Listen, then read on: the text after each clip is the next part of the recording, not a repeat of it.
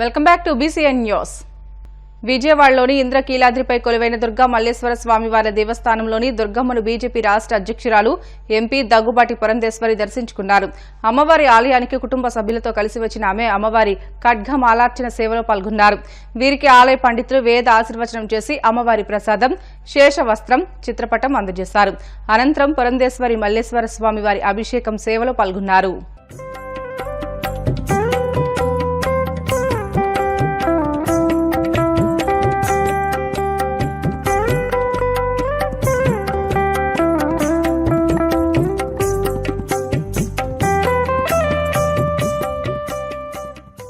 విశాఖ సమీపంలోని అచ్యుతాపురంలో జరిగిన ప్రమాదంలోని బాధితులను మాజీ ముఖ్యమంత్రి వైఎస్ జగన్మోహన్ రెడ్డి పరామర్శించారు. అచ్యుతాపురం సెజ్ ఫార్మా కంపెనీలో రియాక్టర్ పేలి 17 మంది మృతి చెందిన విషయం తెలిసిందే. ఈ ఘటనలో గాయపడిన క్షతగాతులు అనకాపల్లి ఆసుపత్రిలో చికిత్స పొందుతున్నారు. ఆ క్షతగాతులను వైసీపీ అధినేత మాజీ ముఖ్యమంత్రి జగన్మోహన్ రెడ్డి పరామర్శించారు. మృతి చెందిన బాధిత కార్మికుల కుటుంబ సభ్యులను పరామర్శించి ధైర్యం చెప్పారు. ఇక సెజ్లో పేలుడు జరిగిన కంపెనీ స్థలాన్ని కూడా ఆయన పరిశీలించారు. తిరుమల శ్రీవారిని సినీ రాజకీయ ప్రముఖులు పలువురు దర్శించుకున్నారు. ఈ క్రమంలోనే వెంకటేశ్వర స్వామిని ఎమ్మెల్యే నటుడు బాలకృష్ణ సతీమణి వసుంధర దర్శించుకున్నారు. దర్శనానంతరం స్వామి తీర్థ ప్రసాదాలను స్వీకరించారు. తిరుమల వెంకటేశ్వర స్వామి దర్శనార్థం వేకువజామున సినీ నటుడు బాలకృష్ణ సతీమణి వసుంధర తోమాల సేవలో పాల్గొని దర్శించుకున్నారు. ముందుగా శ్రీవారి ఆలయం వద్ద టీటీడీ అధికారులు ఆమెకు స్వాగతం పలికి దర్శనం ఏర్పాట్లు చేశారు. దర్శనానంతరం ఆలయ రంగనాయకుల మండపంలో పండితులు వేద ఆశీర్వచనం చేయగా అధికారులు తీర్థ ప్రసాదాలు అందజేశారు.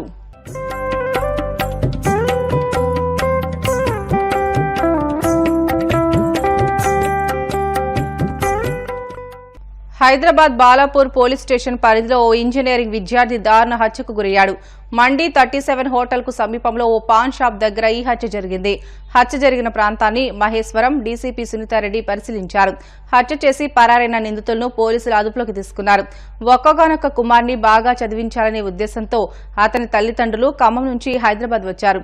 అయితే చేతికి అందివచ్చిన కుమారుడు ఇలా హత్యకు గురికావడంతో ప్రశాంత్ తల్లి కన్నీరు మున్నీరవుగా విలిపిస్తుంది. తన కుమార్ని అతని స్నేహితులే ఇంటికి వచ్చి తీసుకువెళ్లి ఇలా హత్య చేశారంటూ ఆవేదన వ్యక్తం చేస్తోంది. लिमिट्स में तकरीबन 4:30 बजे 4 जने मिलके पान शॉप इधर मंडी अभी एक हफ्ते पहले खुला है, ओपन करे सो तो इधर एक पान शॉप है. इधर 4 जने मिलके आके सिगरेट लेने के बाद कुछ लफड़ा कुछ बहस कर रहे थे आपस में. तो ऑल ऑफ ए सडन उसमें से एक बंदा चाकू निकाल के प्रशांत जो डिसीज्ड है उनको चाकू से मार के फिर यहाँ से भागे है. तो ये प्रशांत जो डिसीज्ड है उन्होंने MVSR कॉलेज में सेकेंड ईयर BTech पढ़ रहे हैं और उनका मदर भी इधर बालापुर में सेटल्ड है. अभी इन्वेस्टिगेशन चालू है. हम टीम्स डिप्लॉय करें. टेक्नोलॉजी IT सेल है, इधर SOT है, लॉ एंड ऑर्डर है. पूरे जने मिलके अभी immediately we will find and trace the accused. ఏపీలో ఎన్నికలు అవినీతిమయంగా జరిగాయని ప్రజాశాంత పార్టీ అధ్యక్షులు కె పాల్ అన్నారు. విజయవాడలో ఆయన మీడియాతో మాట్లాడుతూ ఏపీలో ఈవీఎంల ట్యాంపరింగ్ జరిగిందని చెప్పారు. 1800 బూతుల్లో తమ ఓట్లు ఎలా మిస్ అయ్యాయో ఆధారాలతో చెప్పాలని తెలియజేశారు. తమ ఫ్యామిలీ నుంచి 25 మంది ఓట్లు వేస్తే 2 చూపించారని అన్నారు. మళ్లీ ఈవీఎంల ద్వారా ఎన్నికలు జరిగితే దేశంలో ప్రజాస్వామ్యం పూర్తిగా కూని అయినట్లేనని అన్నారు.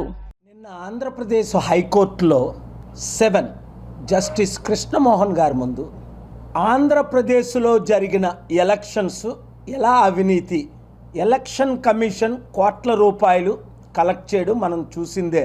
దేశంలో 9,000 కోట్లు. అలాగే విశాఖపట్నంలో జరిగిన ఎలక్షన్ అయితే అసలు అవినీతి. అక్కడ district collector returning officer May 23 honourable high court order ఇచ్చినప్పటికీ ఆర్డర్ పట్టించుకోకపోవడం, CCTV కెమెరాల చుట్టూ పెట్టకపోవడం, లైవ్ లింకులు మాకు ఇవ్వకపోవడం, అక్కడ ఈవీఎంలు ట్యాంపర్ అవ్వడం, ఒక్కొక్క బూత్లో 2000 బూతుల్లో ఎన్ని ఓట్లు మాకు పడ్డాయి. బూతుల్లో కనీసం ఒక బూత్లో 80 ఓట్లు మా main coordinator family members, church members. వార్తలు ముగించే ముందు ముఖ్య అంశాలు మరొకసారి. అచ్యుతాపురం ఫార్మా ప్రమాదంపై హై లెవెల్ విచారణ కమిటీ వేశామన్న సీఎం చంద్రబాబు. నివేదిక అనంతరం చర్యలు తీసుకుంటామని స్పష్టం.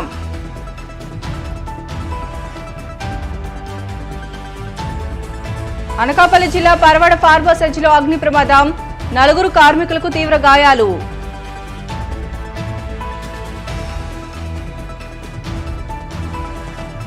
అచ్యుతాపురం ప్రమాద బాధితులకు మాజీ ముఖ్యమంత్రి జగన్మోహన్ రెడ్డి పరామర్శ, బాధిత కుటుంబాలకు అండగా ఉంటామంటూ హామీ.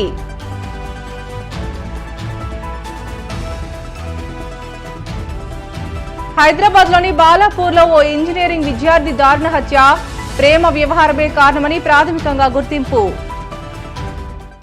ఇవి ఇప్పటి వరకు బులెటిన్లోని అప్డేట్స్. మరిన్ని వార్తల కోసం BCN digital YouTube channel, Facebook పేజీని ఫాలో అవ్వండి. అప్డేట్ వార్తల కోసం ప్లీజ్ డూ సబ్స్క్రైబ్.